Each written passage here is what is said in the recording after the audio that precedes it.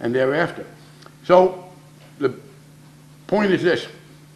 In early September, after testifying on behalf of transgender inclusion at the hearing, understanding that we had a problem, I then learned from leaders at that committee, fully supportive of a transgender inclusive bill, that we didn't have the votes to pass it. That we faced a situation in which opposition, mostly from Republicans, would come, and it would come in the form of the parliamentary technicality the Republicans have perfected this year, motions to recommit the bill when it comes to the floor of the House that do not amend the bill right there, but send the bill back to committee with a required amendment. And we face the likelihood of an endless cycle of those, in which people were being asked to take very difficult votes, and in which we would almost certainly lose. We weren't sure about that. We double-checked. The whip, Jim Clyburn, did a whip check. It was a very intensive one. It was only of 90 members, not of the whole membership. But that's because we thought we could take at least 130 members for granted as being with us. And so he checked the 90 where he thought there was the least certainty that they'd stay with us. His conclusion reinforced what we had heard from the committee. We didn't have the votes. So that was the issue. And every effort was made to try and do this. We've been talking about this, and let me say, I know a lot of people are now campaigning for transgender inclusion. Where were they when we needed them? We were doing this in April. We've been doing it. I did it in September myself. I'm glad to see the activity now. I just wish it was not so late. I mean, I will tell you, my greatest source of envy, I wish we in the gay and lesbian and bisexual and transgender communities were more like people who own guns, because the NRA is the most consistent, dogged lobbyer of people. And they have very few rallies. You've never seen a shoot-in. You've never seen anything by the NRA except an unrelenting focus on the members of Congress and their members. It's something for us to emulate, not substantively, obviously, but procedurally. At any rate, that's where we are. We come to the situation where we do not have the votes to pass a bill that is transgender inclusive. The question then is, should we kill the whole bill? And here I have a very profound difference with people who say that we should, both substantively and procedurally, politically. Substantively, there are a majority of states, as we keep pointing out, where there is no sexual orientation protection. There are sexual orientation and transgender protections in some states. There are some states which have only sexual orientation protections. For instance, Massachusetts and New York have only sexual orientation, not transgender. One question I continue to ask is, what in the world leads people to think that we can do a better job in the U.S. Congress than we can do in either New York or Massachusetts? Why do people have this expectation that it's easier for a liberal position on this sort of an issue to prevail nationally when they still haven't been able to do it in New York and Massachusetts? In fact, I just offered that Massachusetts got a bill. I've offered to go and testify in favor of amending our bill to do transgender inclusion. But the people I talked to said, gee, we got a tough fight here. Well, I understand that. It's a lot tougher.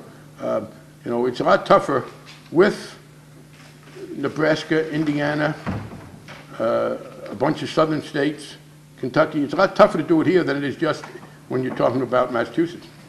At any rate, that was the question. First of all, substantively, we will be talking about extending protection to millions of people if we can pass the sexual orientation only bill.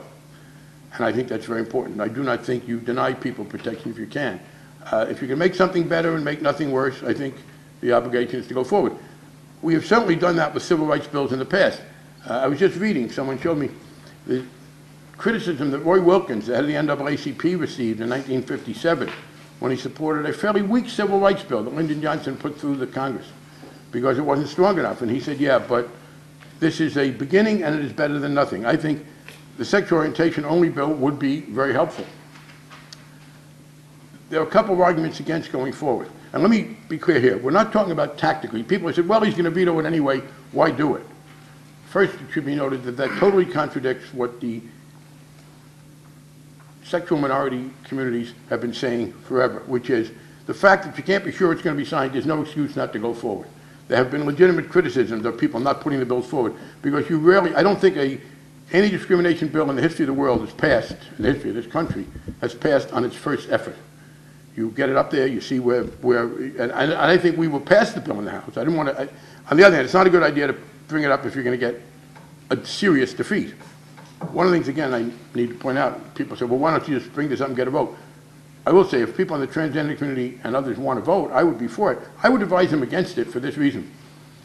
My junior senator, John Kerry, was unfairly pilloried in 2004 because of the way in which he described his Iraq vote. It was a very rational thing that he did. But the way he described it, I voted for it before I voted against it.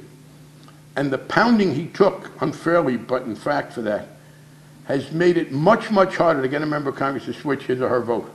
The price you pay. So please be careful about putting up something that's going to get a negative vote, because when you try to get people to change their vote, that's now become a lot harder. But the community has always said you press ahead. We are in a position now where we could get a positive vote on sexual orientation. I don't think George Bush is going to sign it. I don't think he's even going to sign the hate crimes bill, although I hope we can push him into that as part of the defense bill.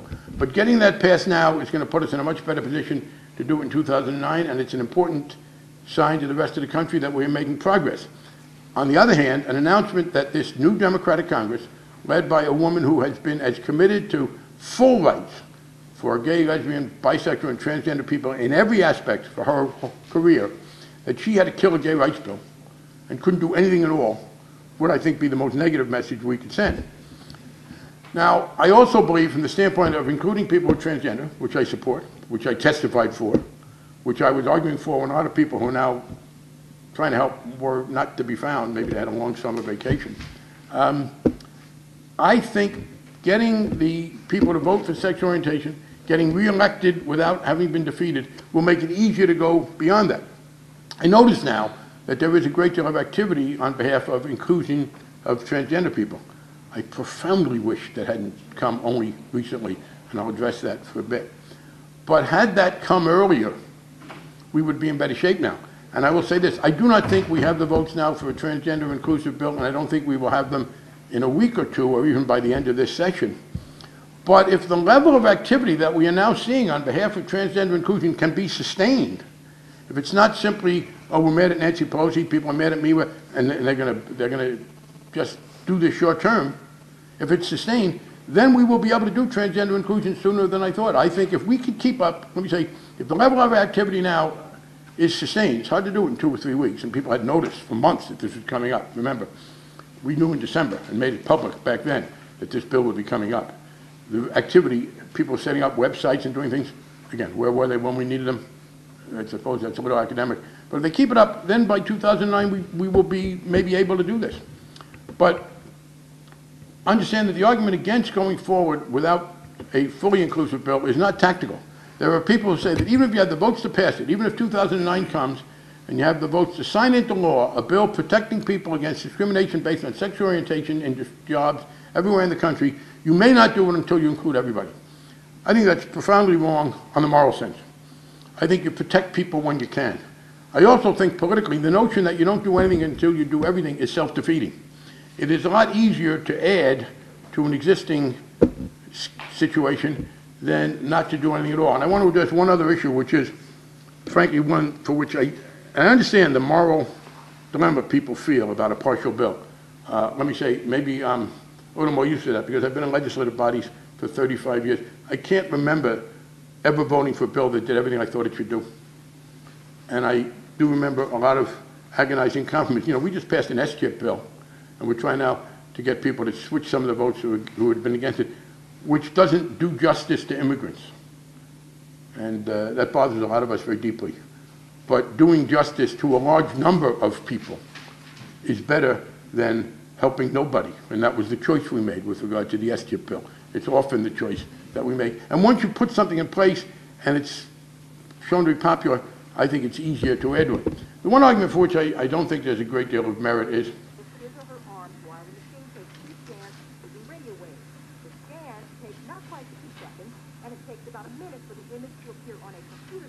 somebody's talking here.